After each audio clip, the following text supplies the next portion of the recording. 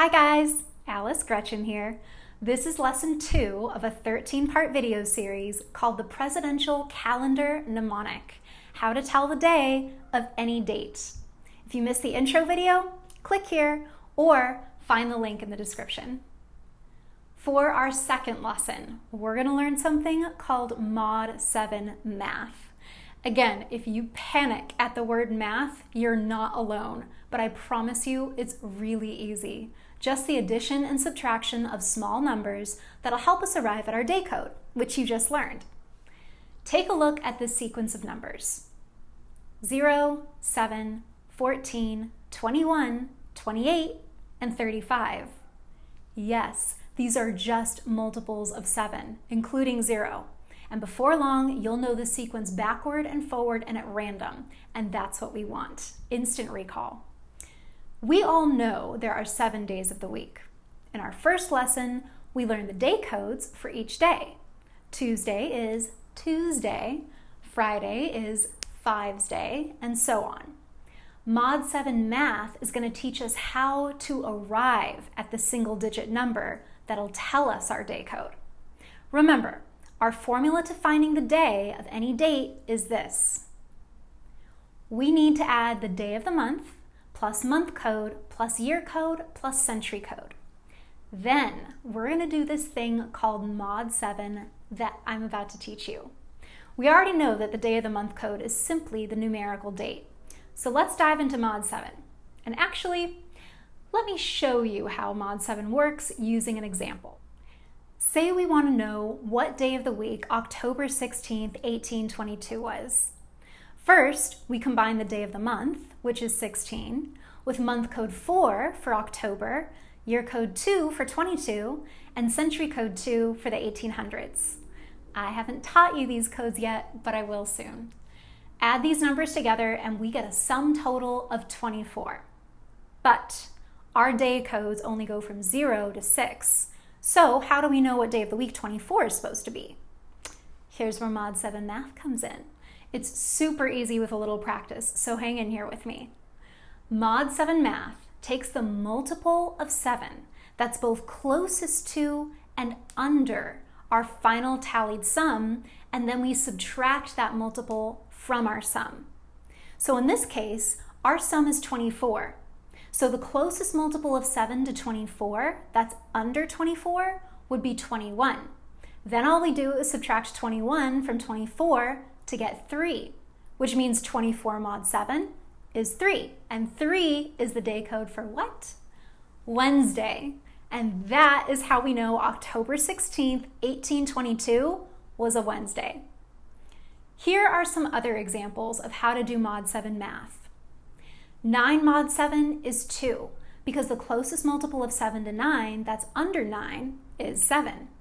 9 minus 7 is 2, Tuesday. 15 mod 7 is 1, because the closest multiple of 7 to 15, that's under 15, is 14. 15 minus 14 is 1, Monday. 14 mod 7 is 0, because the closest multiple of 7 that's at or under 14 is, well, 14. And 14 minus 14 is 0, Sunday. 33 mod 7 is 5, because the closest multiple of 7 to 33, that's under 33, is 28. And 33 minus 28 is 5, Friday. That's all Mod 7 is. With a little practice, you'll be able to start doing Mod 7 quickly, and doing the trick quickly is impressive. So at this point, we should be getting more comfortable with Mod 7 and day codes. Let's practice combining them. I'll give you a date and provide the month code, year code, and century code. You calculate the formula to find the day code that will tell us the day of the week.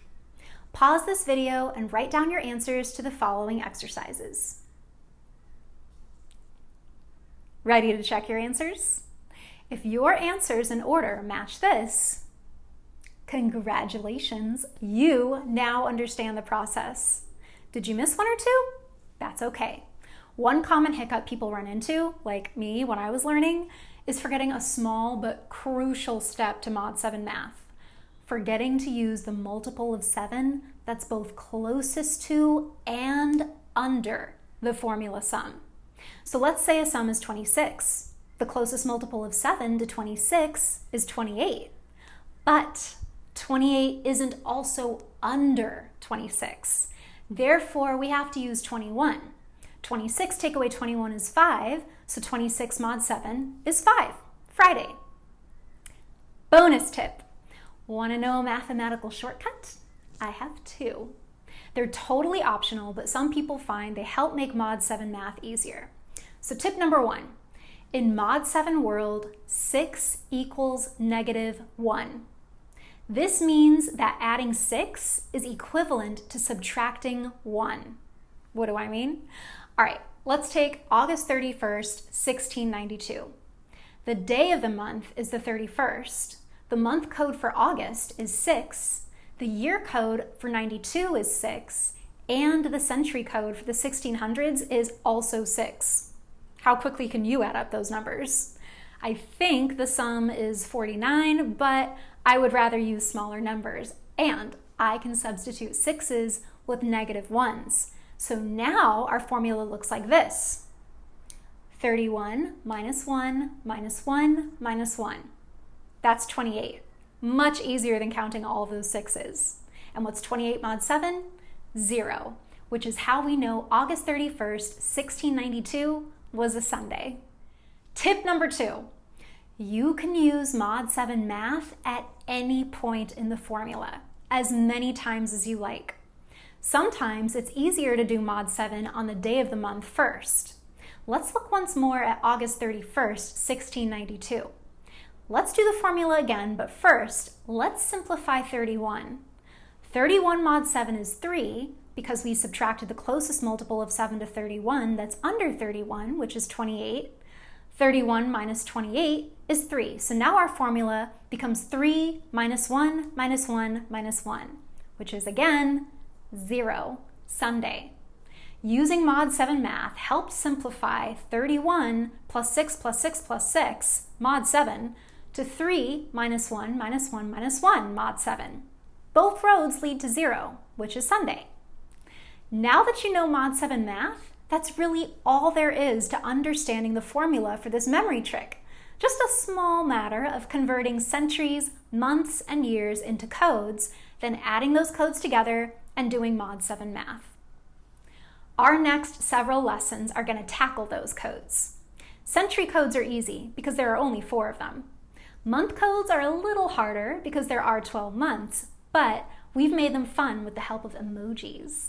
Year codes are where the US presidents will do the heavy lifting for us. By the end of your next 3 lessons, you'll be well on your way to being able to tell the day of any date in the modern calendar. Ready to start with century codes? I'll see you there.